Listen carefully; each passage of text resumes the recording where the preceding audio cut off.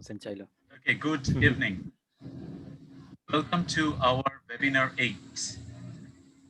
This is a part of a series of webinars, online symposiums, online interactions that we in the Department of English, Jahangirnagar University, Bangladesh have been conducting for more than 2 months. Today is our privilege and honor to have among us Professor Shaila Sultana.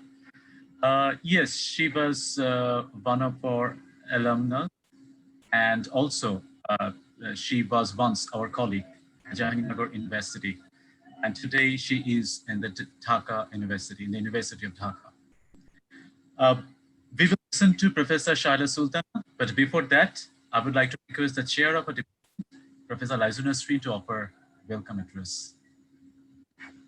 Thank you, Professor Mashoor Shahid Hussain. Good evening, everybody. It's a matter of much pleasure and honor for me to welcome Professor Dr. Shaila Sultana, who was my teacher once when I was a student of this department at Jahangirnagar University. I'm very happy to have her with us today, and we all are eagerly waiting for her illuminating presentation that she's going to start very soon. I welcome her to today's program, and also I welcome the learned audience who are with us today and who are also like me eagerly waiting for her presentation. Welcome to everybody. Thank you. Thank you. Thank you, Lezu. Thank you. So the question is why we are here tonight. Because we want to listen to, not a seminar proper, rather we called it webinar. That is seminar conducted through web, through the internet. Why so? Because we prefer staying home to going out. This is a kind of forced preference caused by the coronavirus. While we are forced to stay home, this force has forced us to innovate ways to reach the other, the outside. One of the major ways of reaching the other, the outside, is online teaching learning. On the one hand, excruciatingly exciting. On the other, charmingly challenging. Online transaction is the talk of the time. We often talk about the problems that electricity and internet connectivity pose, but we tend to ignore to address how students or the participants have taken these new modes of interaction. Are they charmed, scared, excited, disgusted? Today's talk intends to explore the ways students or participants respond to remote teaching online. Now, this is what Professor Shaila Sultana will talk about today. But before she starts her presentation, let me take the privilege of introducing her before the audience. Now, for this introduction, I would like to use PowerPoint so that things could have come better. So I'm sure that it's visible. Yes, it is. Yes. Okay. Now, Professor Shaila Sultana is a professor and the former head of the Department of English Languages at the Institute of Modern Languages, IML, University of Dhaka, Bangladesh. She's one of the founder members of Circled, Center for Integrated Research on Culture, Language, Education, and Development. She's also the advisor of Applied Linguistics and TESOL and the CLS, Center for Language Studies at University of Liberal Arts, Bangladesh. Professor Shaila Sultana has been educated at Jahangirnagar University, Dhaka, Monash University, Melbourne, King's College, London, and UTS, Sydney. Her research interests include trans approaches to language and identity, sociology, critical geography, and the historical and socio-cultural significance of English in post-colonial countries. She has also published several book chapters on gender performativity, critical awareness, and multimodal resources of advertisements and virtual spaces from Routledge and Multilingual Matters. She has authored numerous articles in renowned international applied linguistics journals, starting from Linguistics and Education to Journal of Sociolinguistics. Her co-authored book titled Popular Culture, Voice and Linguistic Diversity was published from Macmillan Palgrave, UK in 2017. She's also the chief editor of Routledge Handbook of English Language Education in Bangladesh, to be released this December. So this is Professor Shaila Sultana. Now, I would like to request Professor Shaila Sultana to start her talk. Thank you, Mashur. It is always a pleasure to come back to my alma mater. So thank you so much for inviting me and giving me this privilege to talk in front of my colleagues and former students and my brothers and sisters, fraternity brothers and sisters of the department. Thank you so much. So today's presentation is about emergency remote teaching or surveillance, panopticism and higher education in Bangladesh. There are three major sections in my presentation. I will explain the concept of panopticism and then analyze the emergency remote teaching that we practice at the moment in Bangladesh in relation to the notion of panopticism. And at the end of the session, I'll share some thoughts regarding the future of EAT in the context of Bangladesh. So we are aware that Bangladesh is a densely populated and the seventh most populous country in the world. And it has been immediately affected by COVID-19. With its limited resources, the government of Bangladesh has tried to ensure the safety of people, but inadequate diagnostic facilities, health workers, resources such as hospital beds, intensive care unit, and ventilators in the hospitals, personal protective equipment, and little public awareness have become the major challenges for Bangladesh to tackle the situations effectively. Spatial distancing, isolation, and home quarantine have impacted on the economic sustainability of many. The economic instability has also affected the overall living standard. The capital market has sunk, the price hike of daily commodities has made unemployment, poverty, and deaths in families. All these things, in fact, have become the mediating force for worries, anxieties, depression, panic, traumatic stresses, frustration, loneliness, and nervousness. Mental breakdowns have resulted in psychological problems such as suicidal behavior. Amidst these contextual realities and uncertainties, the government had to shut down, it didn't have any choice, had to shut down the educational institutions in March 2020 to enforce social distancing and ensure safety of students and teachers. ERT became the only way to foster learning during the unprecedented days of the pandemic. However, as expected, conducting online classes without much experiences and training have baffled the entire higher education community in Bangladesh with myriad of challenges. Amongst 46 public and 105 private universities, along with 1,500 colleges affiliated to National University, only a few private universities started ERT in March 2020, right after the government declared the nationwide lockdown of the educational institutions, and public universities in fact started functioning online for ERT in July 2020. The private universities were quick in their action regarding ERT. On the one hand, these universities have the necessary technological affordances to offer the ERT. On the other hand, students and teachers in general come from affluent socioeconomic condition and have access to required gadgets such as smartphones, laptops, uninterrupted internet required for ERT. In addition, the financial condition and obligations of the private universities are more compelling. The expenditures of private universities, including the salaries of teachers and staff, depend entirely on students' tuition fees.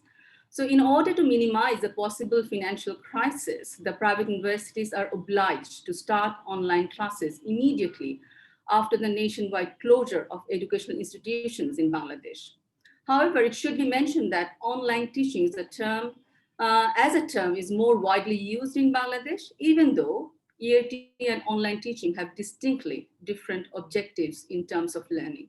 And we will talk about it later on. So the research questions that I'm going to address for today's presentations are, how do students in the higher education in Bangladesh discursively position themselves and the university authorities in relation to ERT? What perceptions and attitudes do they have about ERT? In what ways do they accept, resist the practices in relation to ERT? So why have I chosen panopticon as a theoretical construct? Because there is a symbolical representation of COVID-19 as a plague, and a comparison between panopticism and EAT practices at the metaphorical level may give a nascent understanding of EAT. The metaphor of panopticon is considered useful for researching the domain that thrives at the interface of technology and human, and the education system, which depends on the constant supervision and perpetual surveillances. Consequently, a different kind of reality of truth may be unraveled about EAT in general and in Bangladesh. So what is this panopticism? This is a mechanism to discipline and surveil. Panopticism, dealt in the book of Michael Foucault's Discipline and Punish, the Birth of the Prison, refers to a whole set of historical measures, techniques, and supervisions used for the ordering of docile, submissive, manageable, controllable human masses and formation of a slavish disciplinary society in diverse regiments. It was developed based on Jeremy Bentham's architectural innovation panopticon, built for prisoners, a building with a tower at the center from which it is possible to see prisoners confined in each cell. Panopticon is a strict spatial partitioning of segmented, immobile, frozen space in which measures are taken by an authority of syndicate to keep people under surveillance so that people remain visible and prohibited to move. The panopticon is a symbol of disciplinary society, visible, reflected, even in the modern day factory, prison, hospital, school, and family. Foucault extended the idea of Bentham and identified the psychiatric asylum, the reformatory, and the school as a symbol of panopticon. According to him, plague infested 17th century Europe, the 18th century examination system in education, the modern 20th century penal technique, or the 21st century technology are the modern example of the old system of panopticism. A close analysis of the mechanism of panopticism is distinctly different times and spaces reveals a common feature: examination of students, workers, patients, and prisoners in order to train, subdue, and break them apart by the examination process. Thus, Foucault provided the effective and efficient blueprint of the functioning of society executed by the disciplinary mechanism of power. So how is panopticism related to education? My second, next point. The top-down decision making and structured system in education always turn the education system a panopticon. Hence, the consequences of panopticism for the domain of education is appalling. Routinization, monitoring, preoccupation with curriculum standard, state-controlled curriculum with teachers' minimal power and authority over it, carefully scripted, controlled teacher-directed lesson, mandatory pedagogic protocol, standardized high-stake exams of students, this embodied presence of the authority in the form of instruction through school loudspeaker or external scrutiny of teachers' performance ensure panopticism. Both teachers and students become docile inmates. Teachers play a vital role for the execution of panopticism. On the one hand, teachers are under constant supervision and they go through an intense feeling of surveillance. Since they're observed throughout the year, teachers as well learn to behave according to the system of panopticism. On the other hand, teachers are surveillant consumer who consider students monitoring as teachers' responsibility. There are two configurations of monitoring in the classroom: tracking students' learning and keeping students on task. The technology-mediated teaching techniques have become indispensable in education too. Learning management systems and monitoring tools have entered the academia. However, the purpose of these technology platforms is sometimes dubious. While bringing efficiency and efficacy or innovation into classroom, they also offer greater capacities for surveillance. Hence, the recent rise of surveillance in the UK school is labeled as surveillance curriculum, as suggested by Hope in 2010. So how is panopticism related to assessment and conformity? Assessments are omnipresent in the education system across the world. The teachers seem to be the initiator of a discourse which predominantly promotes the ideologies of panopticon. The endless assessment in a chain system called 360-degree assessment makes the teacher paranoid too. Hence, doubts have been expressed about the panoptic omniscient assessment and success of higher education. Hope in 2010 hence rhetorically asked, are the plethora of assessment practices within higher education actually designed to improve student academic experience, or are they insisted on in order to enforce mechanism of surveillance that intend to control, dominate, and invoke paranoia among university workers? The vicious circle of assessment continues within the organogram of the modern university in the name of accountability of curriculum and standardization of the education system. So is panopticon static? Does it create moments of resistance? It does, in fact. Because of imposition of power from the top, panoptic may become the hub of transgression and resistance. Panopticon is no doubt conflicted with uncertainty, tension, anxiety, and resistance. And there are ample evidences of resistance in any educational setting. A discrete form of resistance has been observed when internet access was given to over 30,000 UK schools. While the authority adopted a variety of disciplinary policies, procedures, and practices, such as physical observation and limited use of computer databases, students actively resisted surveillance through physical concealment. They played online games, read entertaining materials, downloaded pornographic images, utilized chat lines and open sites, considered as undesirable by staff. Since EIT has been enforced on students without any prior notification and preparation in the context of Bangladesh, it is important to understand how they make sense of the knowledge. Since EIT is heavily dependent on technological devices, EIT may be explored through the theoretical frame of panopticism. The interface of computer screen, the automatic attendance, the systematic submission of assignments in the interface of Google Classroom, the enforced participation of students in forum in the interface of Google Classroom, the automatic plagiarism check by the Google Classroom, and so on, are critical to the understanding of the character of EIT. Specifically, when the life is in turmoil with COVID-19, it is even more important to identify the possible politics involved in the surveillance and the willing participation of subjects, here the students in EIT. For my research, I opted for a critical tradition. So epistemologically, the research is located within the critical tradition.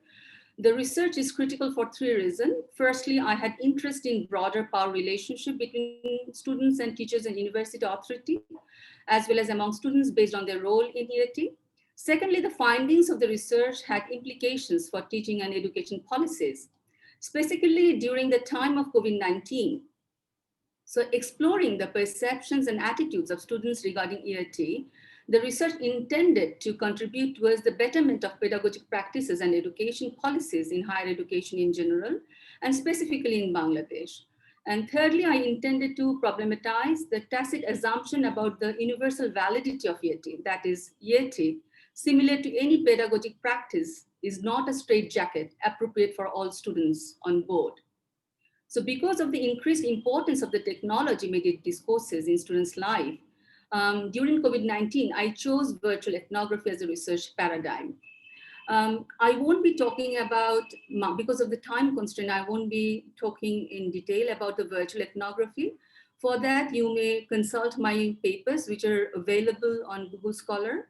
And then I'm also having a presentation on digital ethnography and ethnographic sensibility on 18th of this month. So if you are interested to know in detail about virtual ethnography, you can attend that talk.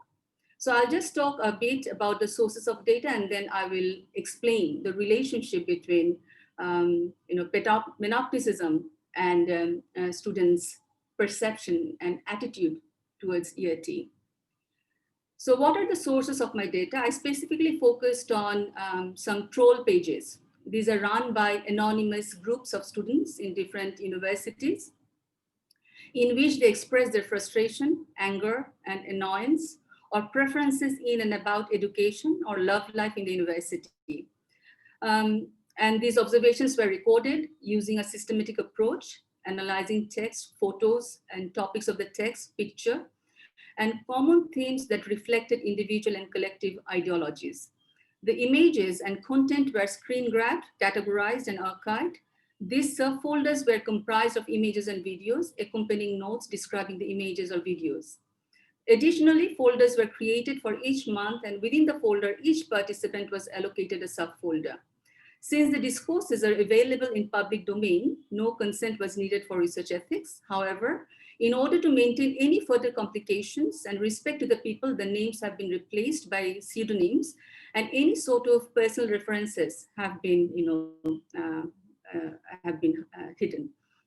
So, and for epistemic process and data analysis, I have used transglossic framework.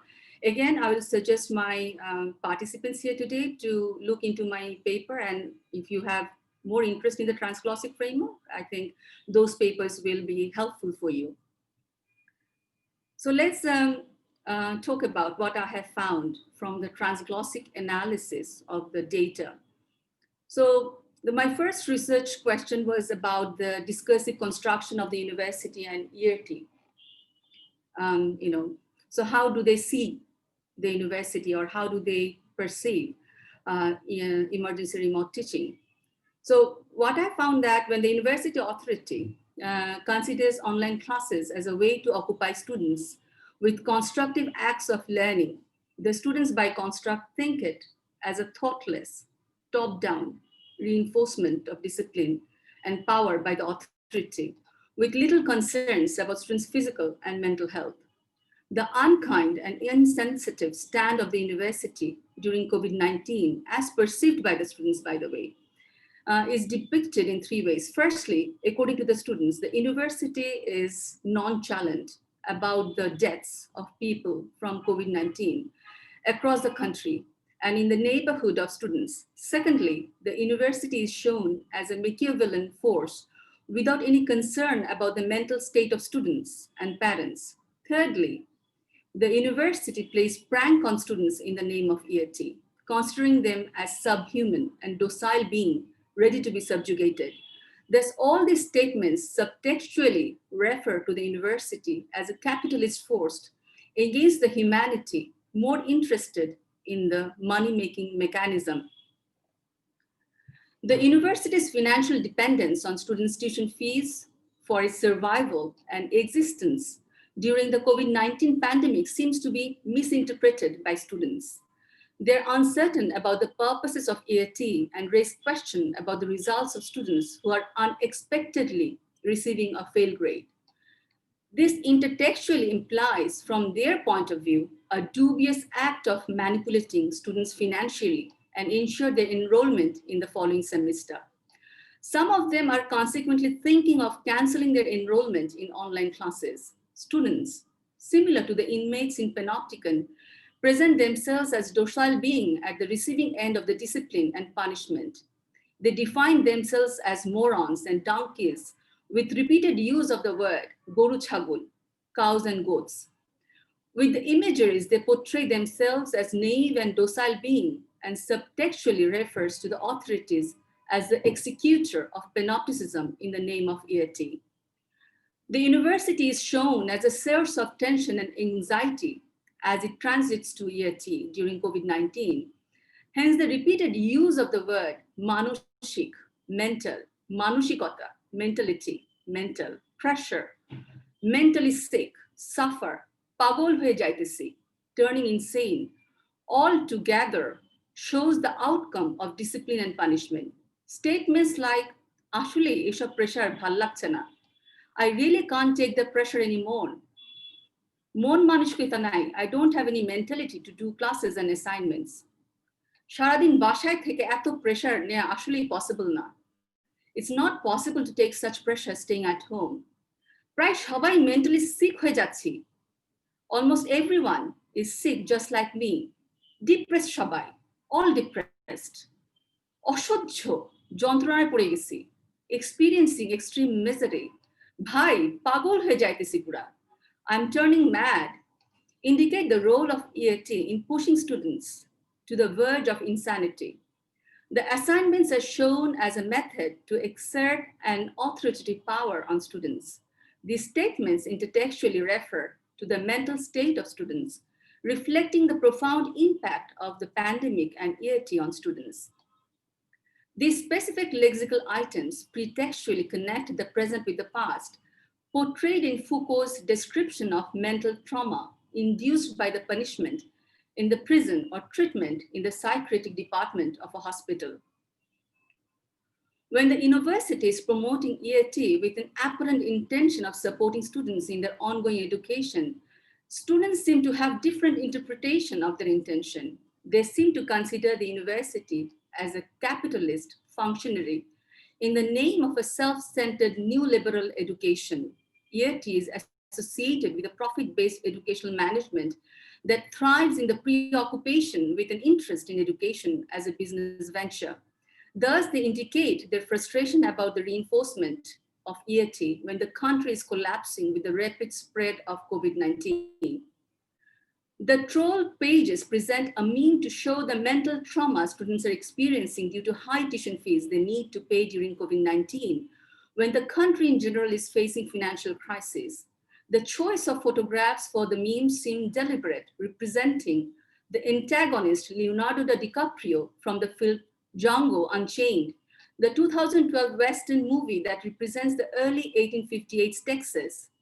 The character depicted in the meme as Candy, Monsieur J. Candy, the ruthless owner of the Candyland Plantation, the fourth largest cotton plantation in Mississippi. He's infamous for forcing his slaves to wrestle to death in cruel Mendigo fights and putting young slave women to prostituted in a brothel he owned called Cleopatra Club.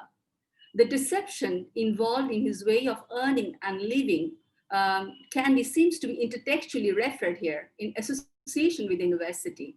The line embossed in the meme mentioned about the hypocrisy of the university when it becomes a cause of detrimental effects on their mental health and at the same time sending emails requesting to take care of their mental health. This reminds the university authority that most of the students are from middle-class background. They also talk about their financial condition. They say that they come from middle-class background who are not financially well off enough to pay the tuition fees when their parents are struggling to earn money during COVID-19. This challenges the common misconceptions that only the children of the rich have access to the private education in Bangladesh. Students make fun of the university, which claims to promote learning and ensure education before degree and certificates. The desperation of continuing the teaching and learning during COVID-19 is considered as money-making stratagem. Nevertheless, this also indicates that students are unaware of the mechanism of interdependence of students' tuition fees and salaries of teachers and staff of the university. So my second question was again relation to perception of students. Students position the teachers, in fact, in two contrasting places. Firstly, as authority figure who overburden them with assignments and quizzes and enforce these assignments on them to cause a half-death experience. And secondly, as inefficient resource persons and docile beings enforced to teach in online classes by the university authority.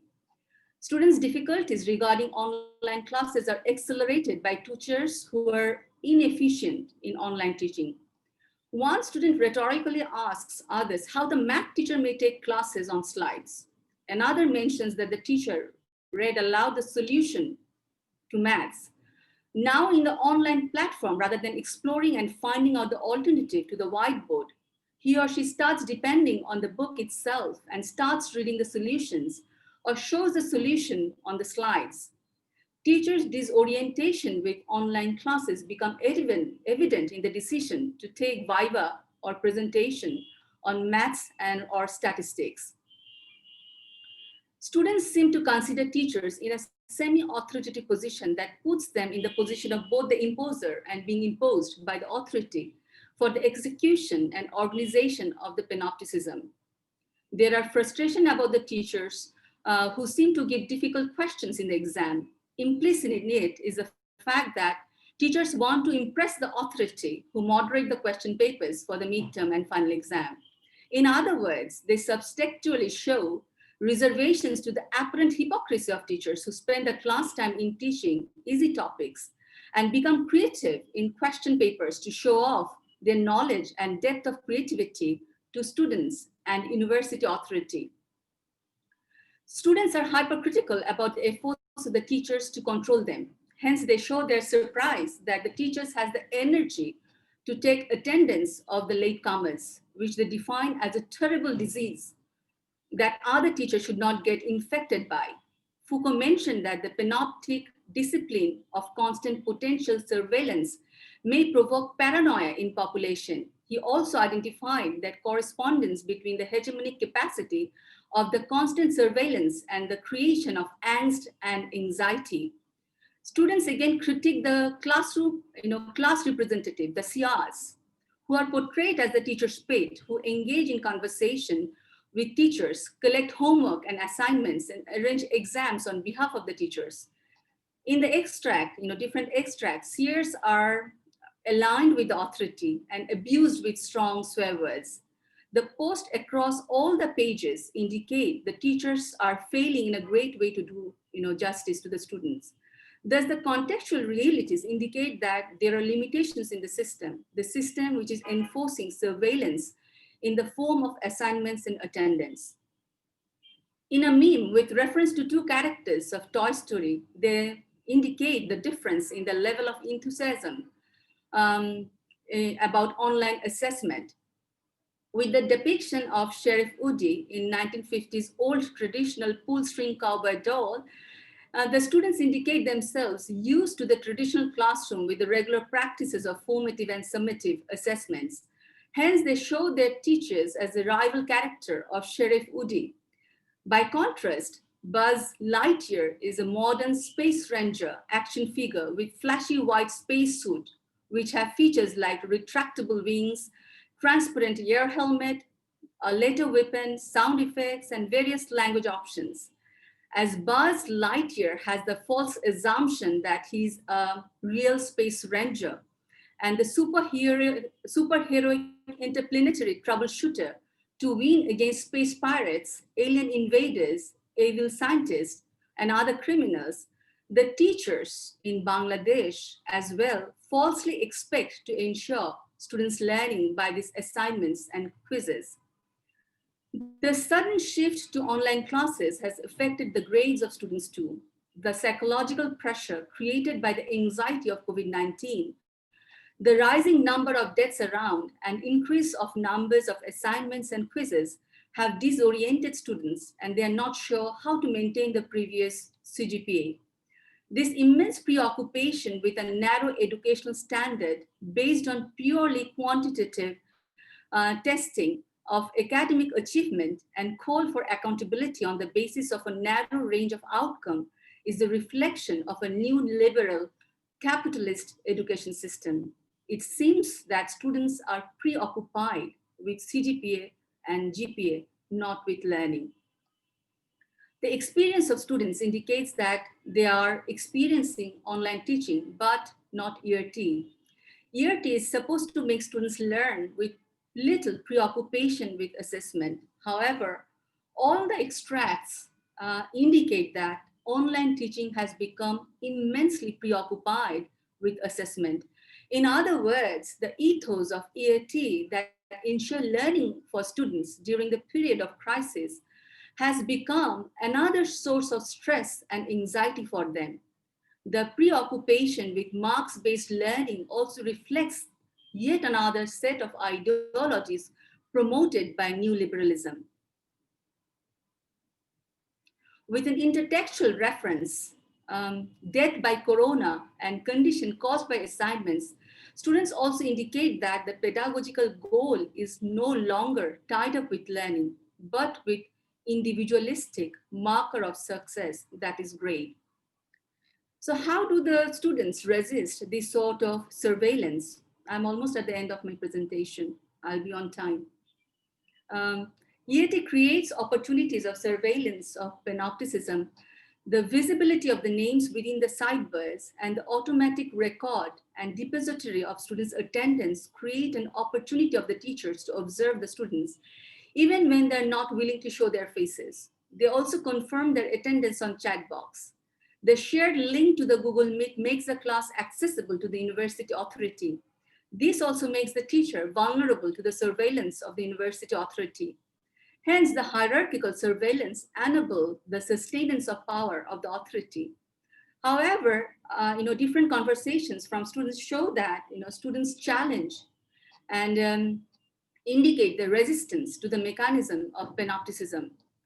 There's strong practices of students not using the video during the class and avoiding the surveillance and the gaze within quotation marks of the authority. They also take the opportunity to engage in other pursuits of life while teachers take online classes. Thus, the photo allows the students to express their intention and challenge the panopticism. In one of the videos, a student mimicked the voice, chula jalaisi, jharu disi, pani ansi, kapod dhuisi, bashon matsi, as an answer, what have we been doing in the class?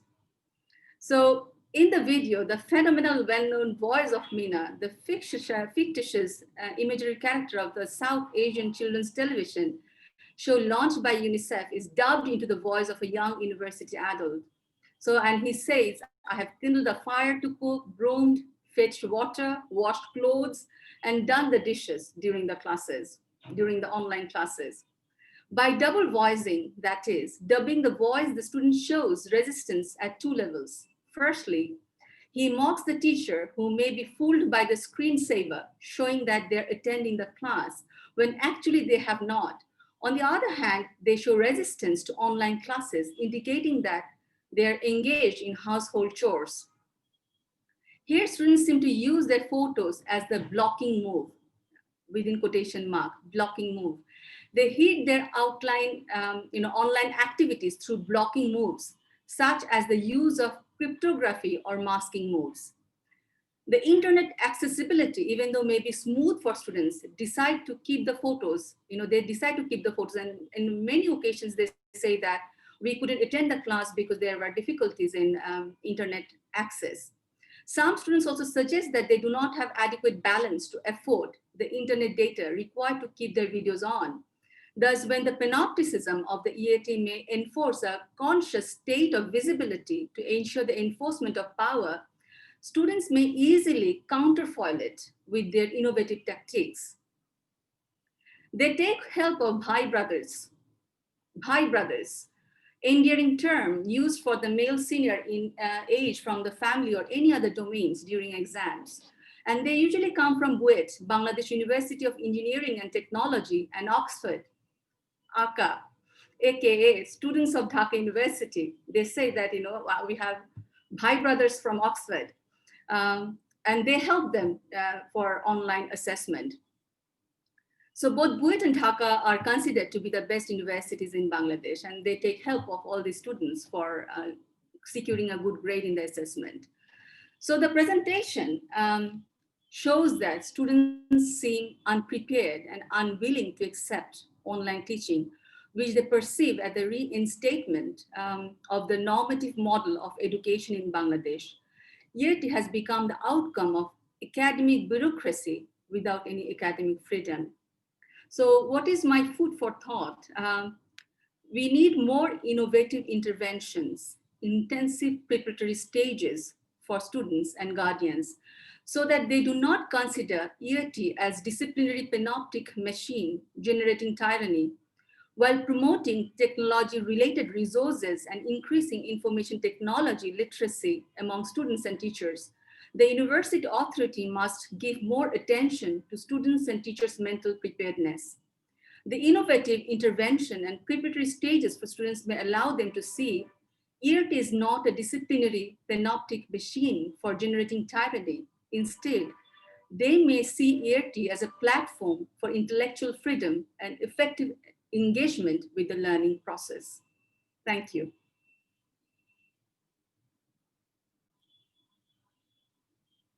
So that is my food for thought. So this is the thing we can do before we start year 2. Thank you. Thank you for this exciting and thought-provoking talk.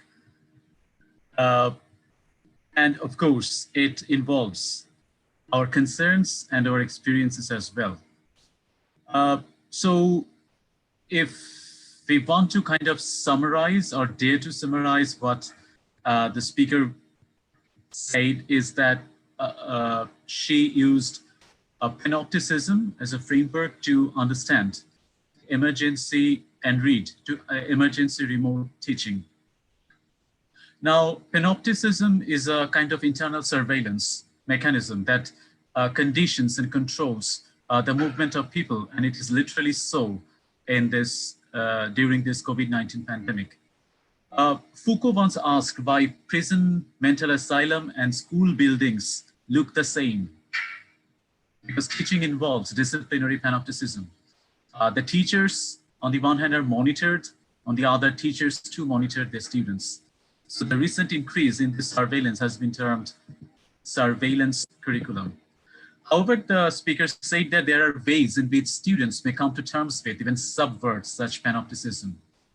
Offering a transglossic analysis of Facebook data, for example, troll and memes, the speaker showed how students have been considering themselves as subhuman and victims, and the teacher or authority as the executor of panopticism in the name of ELT.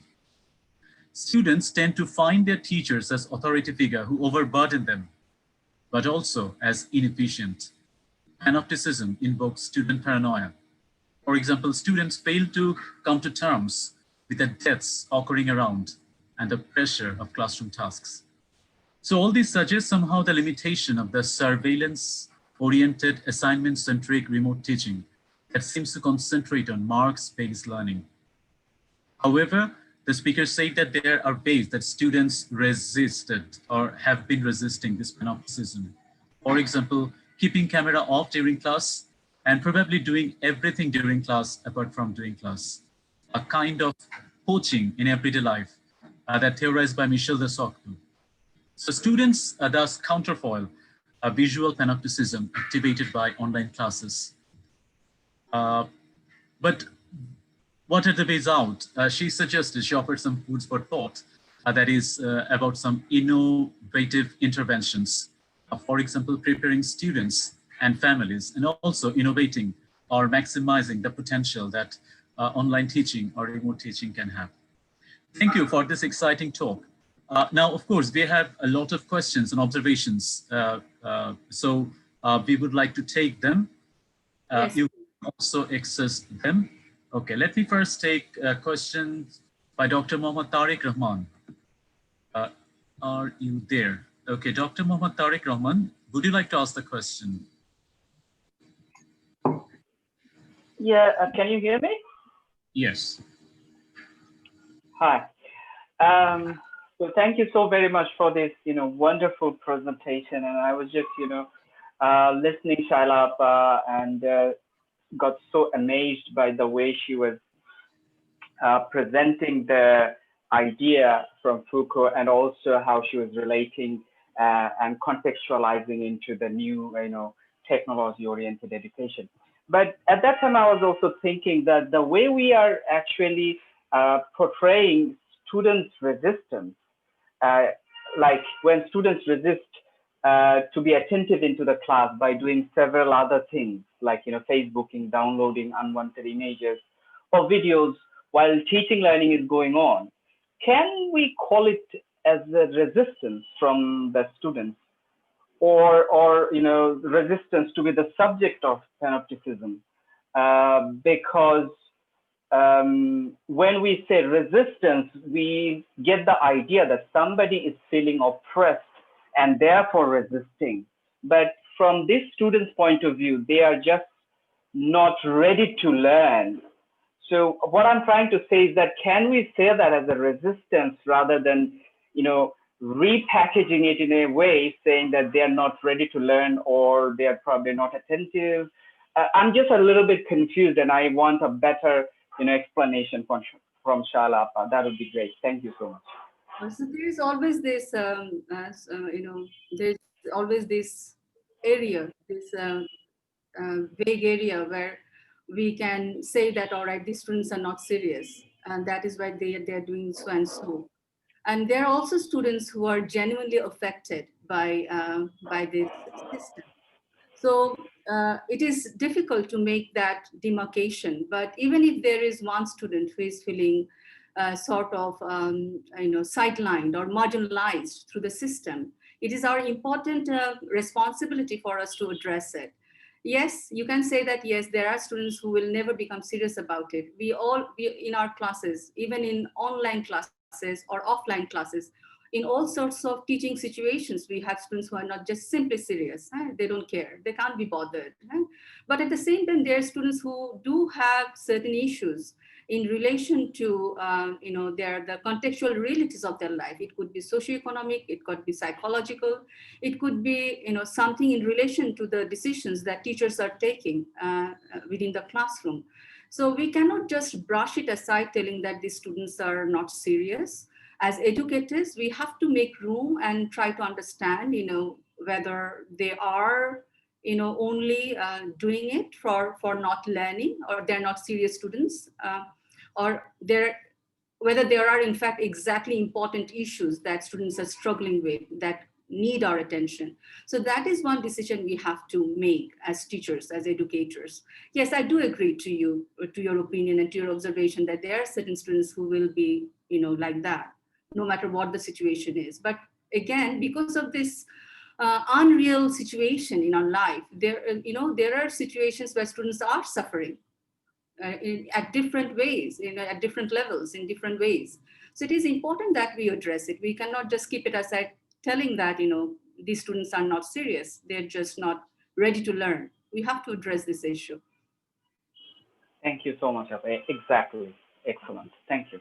Then another very common question that I receive whenever I talk about these issues, that, what will we do? We don't make the decisions. If we don't have the assessment, if we don't have the system, how will it work? Definitely, we need assessment, because of the entire system that works based on, sort of assessment. And we cannot change the entire, the education system in one go, in one night. And this one presentation is not going to do it. But the reason for having this conversation is Greta, and I call it, decoloniality in or as praxis. So there is a necessity of ongoing reflection and action that requires, theorizing, or else, the system will never change. So within our small pocket of we time, as educators, it is important that we reflect on these issues and see how we can create a more congenial, more comfortable environment for our students within our limited scope. And if we have this sort of open discussion, I think and I believe there will be small ripple effect, and the system will change. But if we don't have this discussions and this open discussion, theorizing from practice and practice to theory, if you don't have that praxis in classroom, I don't think that there won't be any changes in the system. Right? So I'm rather suggesting a bottom-up approach of decoloniality, if you ask me, because we cannot change the colonized system, which has been, for centuries, from the birth of, I think, the humanity. There was suppression. There were people who are powerful, and there were less powerful people. But we have to, if you want to change that dynamic of, enforcement of power from above, we need to, create sort of a pressure from the bottom. And these sort of discussions will help that. So I call it, and others who work in relation to decoloniality, they say that decoloniality needs to be started from me, from within myself. I have to decolonize myself before I talk about decolonizing the system. So these are my effort of decolonizing my own thoughts, my own self. And I believe there will be certain ripple effect and system will change in the long run. Thank you. Now we have many more questions. So Pushpa Parekh, are you there? And would you like to ask a question? Hello. Yes, you're audible. Yeah. So my question, and first of all, I want to appreciate Dr. Sultana for an excellent presentation. And many of the responses that she just gave is really what I am kind of reflecting in my question, but I'll just say it. What do you suggest is the most effective and democratic educational models and practices which actually include students' engagement during this pandemic? And how do we move out of the neoliberal methods of surveillance that you pointed out and the more fascist conservative controls which are happening as well to actually demolish or kill critical thinking and our goals for education? I am a faculty member at a college, Spelman College, and historically Black university and college at Atlanta, Georgia. And our method has been of inclusivity through council, student council, faculty council, Very important. staff councils with at the senior staff. So it is really one where we have a voice and we actually inform, but there is always this kind of feeling that we have to do something individually with our students as well. And one of them is about what we have called compassionate teaching and grading. So I just wanted to get a sense of what you think at the Bangladesh university systems, or if you can speak to other systems that you've been part of, what methods are they employing to bridge this gap during the pandemic? So you see that the hard reality is we cannot change the system in radically, we cannot change it. And that is why, and when I shared the food for thought, I said that we need a preparatory stage for students and guardians. And that includes the counseling session that you have just mentioned, that your institution has started doing. And definitely, I believe you have had very positive results out of it. So bringing that human touch to online teaching is one way of starting. As I have mentioned, that we cannot change the entire new liberal education system in one go. It is not, because this is it is involved so many political, socioeconomic factors. These are beyond our league, to be honest. As teachers, it is beyond our league to fix the entire education system at this stage.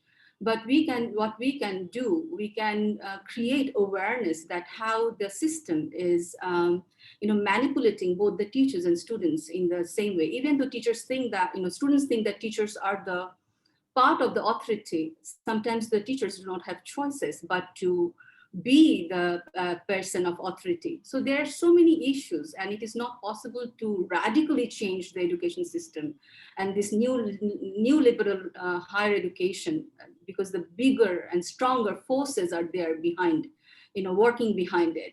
So, but my concern is, as teachers, sometimes we don't see this. Even we are not aware of all these issues that our students suffer. So that is why a conversation needs to be started amongst teachers, amongst students. As you mentioned, if you must have read about Freire's Pedagogy of Oppressed.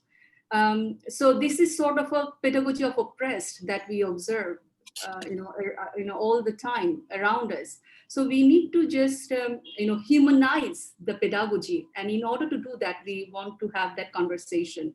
So to be honest, I really don't have any answer to your question that how can we change the new liberal education system in Bangladesh, because it is beyond the league of any teacher or any academic as such. As an academic, what I see that we have to, have to look for that crack, the fissure, and see how we can use that crack or fissure that allows us to transgress the boundaries that are set on us. So we have to create that, as again, I'm repeating myself, we have to look for those fissures so that the cracks, you see that sometimes we see that with a huge platform of tiles, and there's a small plant growing out from that, from that crack.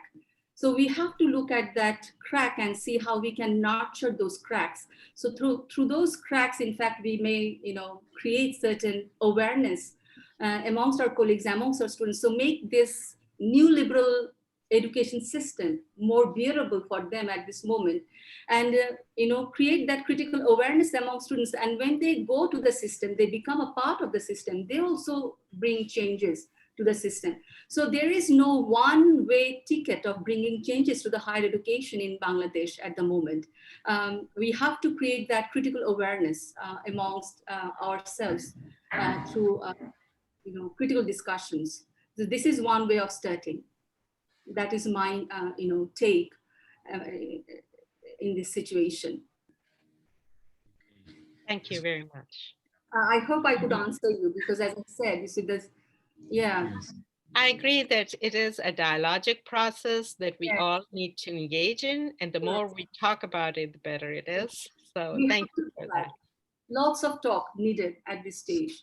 So we have heard from the US. Now we may hear from UAE. Sarah Hopkins, are you there? And would you like to present any questions? Sarah, how are you, dear? Is she still here? Hi, Yes, Shaila. she's here. Hi. I'm fine. Thank you So so much for being here, Sarah. thank you for Thank you inviting. for the support. So I really enjoyed your talk, and I found lots of similar attitudes in the UAE. So students here also feel intimidated by online education. And also we have the cultural issue of not wanting to use video cameras.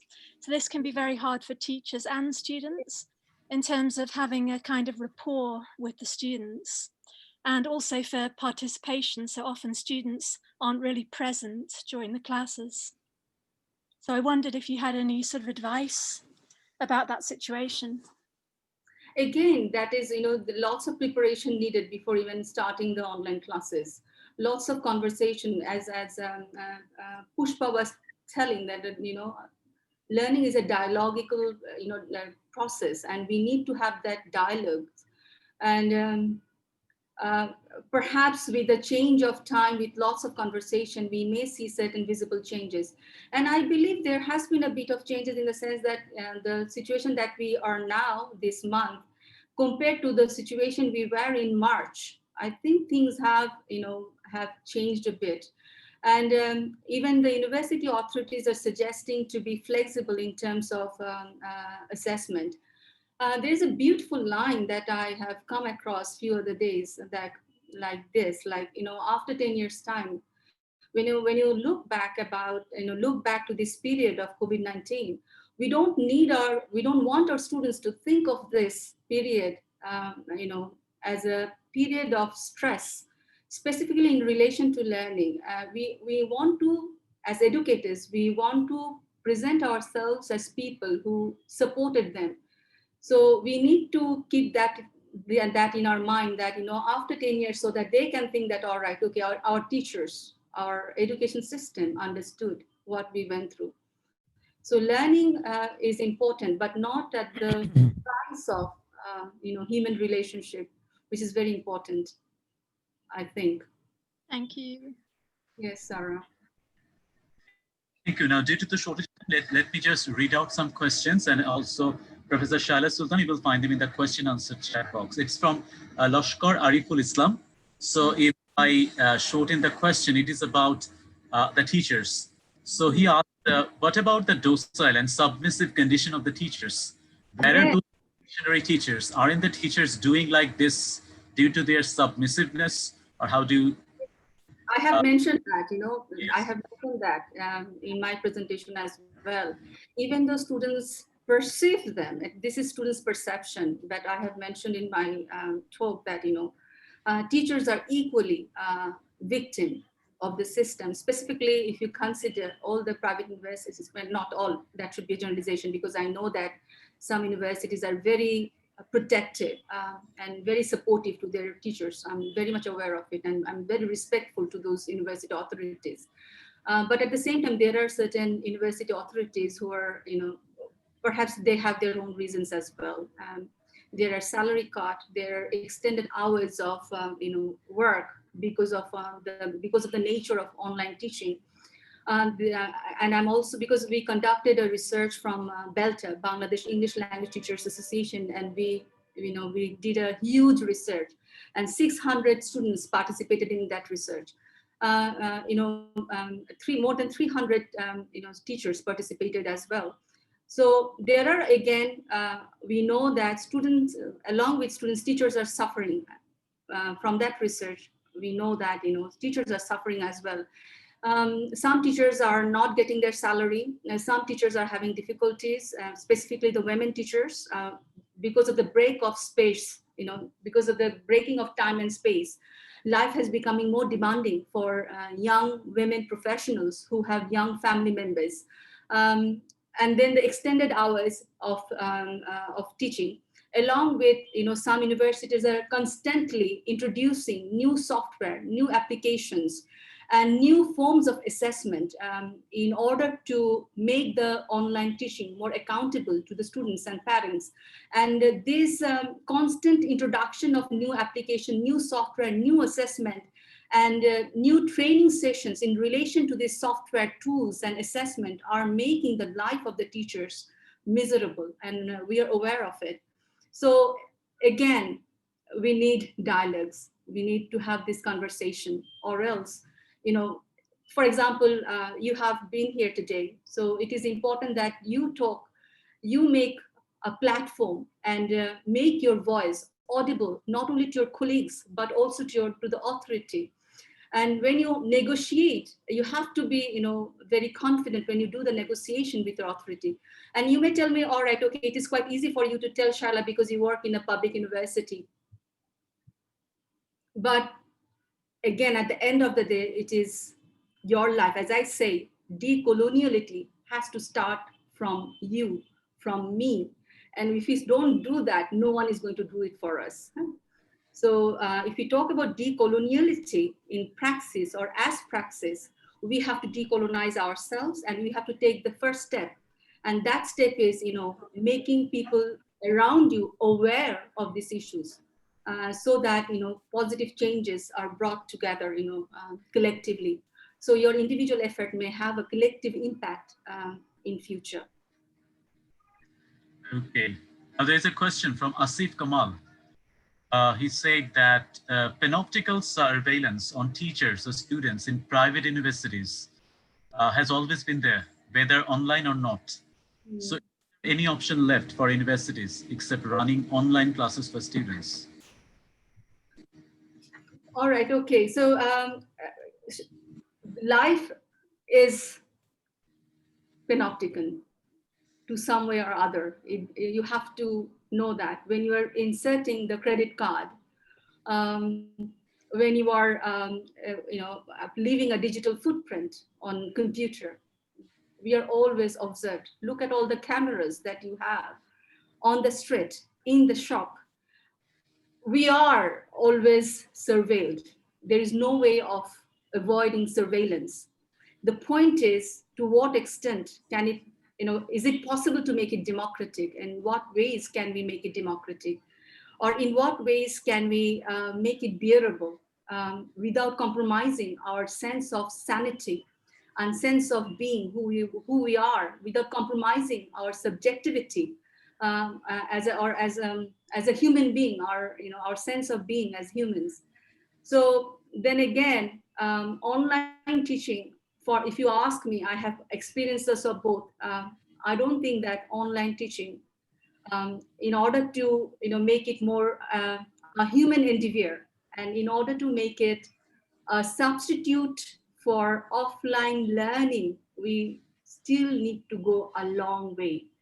The contextual realities, the socio-cultural factors of our students, the mental setup of our students, and then our lifestyle still not ready for online teaching. That is my observation from two massive research that I have engaged with in the last 8 months. We are still not ready for online teaching. Yes, we are doing it because we don't have any choice at the moment, but there's necessity of more conversation, more dialogue um, for that. Our students, we have to understand that our students do not have access to lots of amenities required for online teaching. They don't have the mental setup for online teaching. Yes, Asif Kamal had a complementary question. This is the last question that we are taking because the other questions have already been to a certain extent answered. He continued that we can think more and more of formative and alternative assessment, Yes. of summative assessment. Also, Yes. students can be given authority to decide their own assessment tool. It can be a decolonizing method suitable for this pandemic situation. So what is your Yes, we have to think about it, in what ways can we make it more democratic for our students? And that is why more innovative ideas are needed, and we are at fault in the sense that, without much preparation, we started the online teaching. So assessment, even though we are teaching online, in many occasions, these online assessments are a form of, offline assessment. Previously, they submitted assignments in hard copies. Now they submit the same assignments in Google Classroom. That is the only difference that the assessment has in many occasions. I'm not generalizing it because I know that there are many teachers who are working very hard. I personally know them. They're very hard to make it more student friendly. But in most of the cases, we still do not have that understanding of formative assessment as such. So we need sort of more democracy in order to decide what sort of assessment are more student friendly. In what ways can we involve students in projects that they can do from home? Because there are lots of limitations as well. I didn't have opportunity of talking about plagiarism. There's so many interesting ideas, came up about plagiarism. Because of this, formative, we are depending of summative assessment. We have taught students to how plagiarize. That is another negative outcome of online teaching. Since we did not have the training, we just translated the summative assessment to online teaching. As a result, what happened is that the students have learned different ways of plagiarizing. So that is one negative aspects of the teaching that we have been doing. We have taught students to come up with innovative ways of plagiarizing because we have not changed the assessment system. So it is important, as you have mentioned, Asif, that we should think about it, how we can make this assessment work for the students without enforcing or making them plagiarize. Uh, uh, the way we have been dealing with it, in fact, encourage students to plagiarize more rather than learn. So thank you for your point there. Yes, thank you. And I said that that was the last question, but I found a student. So let us make it less hegemonic. So let us listen from students. It's Abdullah bin Bashar. Yes, you can talk now. Am I audible, sir? Yes. Thank you so much, ma'am. It's a really pleasant experience for me to hear you. I'm from Jahangirnagar University, the Department of English. I'm in fourth year. I just want to go a bit back. You mentioned the book by Paulo Freire, The Pedagogy of the Oppressed, and we know that he proposed a model, a certain kind of model that is problem posing model. And also you hinted about it, that we need to be more critical about the reality that is around us. Yes. My question is that you are well aware, ma'am, that uh, of the political issues and how we are being governed. And when teachers have so much to lose, how can you suggest that we implement such critical, making the students more critical about the problems, the history, and the situations they are in? Because you are well aware that the teachers are being, let me not describe it, but the students and the teachers and in every organizations, they are being monitored and put into some very bizarre notices. I just like to know your suggestions about it. All right. So this is, you see, you cannot change massively, one step at a time. I'm a believer of that, one step at a time. So perhaps from the, if you, in a very first class, if you start questioning the authority of the university, no, you shouldn't be doing it, because you will be spoiling the entire stratagem then. You get my point? If you're talking about politics, you shouldn't be started talking about the main political group in the country. You shouldn't be doing it. So you have to be tactful, what topic you are choosing and how you are dealing with it. Because even though you want to create that conversation, but you do not want to stop it or destroy it at the very beginning of the starting of the conversation. So it is very important that as teachers, as educators, we become careful in our conversation as well, so that we can continue with the conversation, small step at a time. We shouldn't, specifically with the Digital Act 2018, it is even more important to be careful. We don't want to jeopardize the security of our students and security of us. So it is important that what you want to talk about, you don't have to talk about politics as such, in a big way. You don't have to talk about the pro vice chancellor or vice chancellor of the university. We have to talk about the things that immediately matters to the students. Perhaps that are the environment, the situations they face in day-to-day life. We can start from that, and we can build up from that. If we want to change the entire system through one conversation, it will be destroyed at the very outset. So we have to be careful. We have to take small step at a time, so that you take one step, your student take another step. It's an ongoing process. That is how I see it. You cannot build a castle in one day. Very simple. One step at a time. Thank you so much, ma'am. I think I got my answer. I just wanted to know your suggestions, that what Thank steps you. should we take. Yes. One step at a time. Okay, this brings us to the end of our today's session. Thank you, Professor Shaila Sultana, for this exciting, thought-provoking speech, and that must have provided foods for thought and probably mobilization. I would like to thank the Department of English, Jahangirnagar University, the chair of the department, the members of the seminar committee, Untu, a student who designed the webinar flyer, and of course, the participants, the people who joined the session and made this talk more vibrant and thought-provoking and far-reaching. Thank you all. As we said that, we promised that we will be carrying on with this venture of ours. So in the next 2 weeks, we will be listening to talks on life narrative and autobiography and cultural studies as well. Till then, let us say, yes, Shaila Sultana, thank you very much for your talk. Yes, so we will be carrying on with this. So till then, let's stay safe and let's stay sane. Let's reach each other and enrich each other. Thank you. Thank you. Bye-bye. Good night. Bye. Good night.